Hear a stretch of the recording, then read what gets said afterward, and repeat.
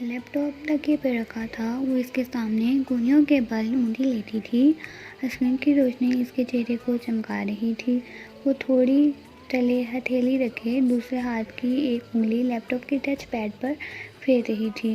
لمبے لمبے سیدھے سیاہ بال پیچھے کمر پر پڑے تھے۔ اس کی آنکھیں بھی ویسے ہی تھیں، سیاہ بڑی بڑی مغلئی آنکھیں جن میں چاندنی کی سی چمک تھی، اور چہرہ تو ملائکہ بنا لگتا تھا، سفید، ملائم اور چمکدار۔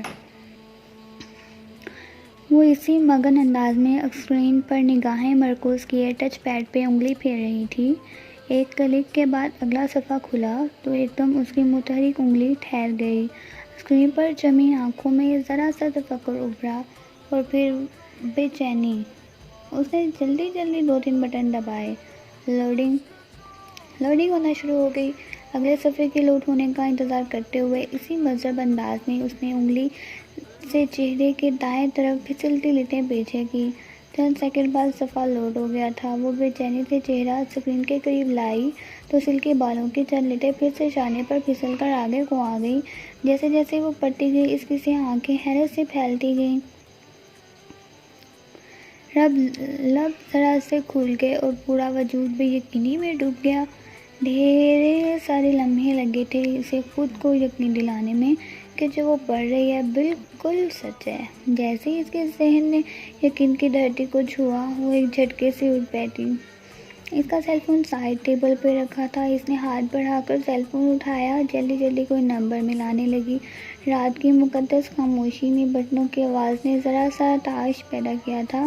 اس نے فون کان سے لگایا، دوسری جانب گھنٹی جا رہی تھی۔ شاید رابطہ مل گیا تھا۔ تب ہی وہ دبے دبے جوش سے چہکی، کیسی ہو؟ سو تو نہیں گئی تھی؟ حیا بول رہی ہوں۔ دوسری طرف اس کی دوست کچھ کہہ رہی تھی۔ وہ لمحے بھر کو سننے کے لیے رکی، پھر دھیرے سے ہنس دی۔